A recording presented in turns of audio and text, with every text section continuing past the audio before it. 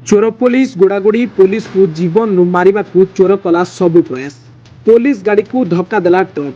गंजाम जिला खलिकोट थाना अधीन में घटी घटना। आज मध्य रात्र समय गोटे ट्रक जातीय राजपथ में जीवा आसवा करुवा ट्रक मान डीजेल चोरी करुवा एक ट्रक को जबत करने भेजीपोट फांडी अधिकारी ट्रक ड्राइवर और किसी दुर्बृत्त डीजेल चोरी करुवा अभियोग में पुलिस पिछा करुला।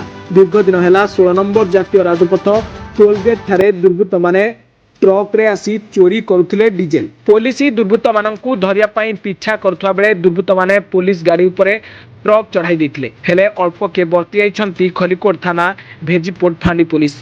ट्रक को धरिया खलिकोट पुलिस समेत रंभा पुलिस पिछा करुला। शेष में ट्रक को एक मारणास्त्र जबत करथिबा बेले दुर्बृत्त माने फेरार हो जाइतिले। पुलिस गाड़ी संपूर्ण नष्ट हो जाइतिबा देखिବାକୁ मिलिछि। पुलिस एक मामला रुजु करी तदंत आरंभ करिछि।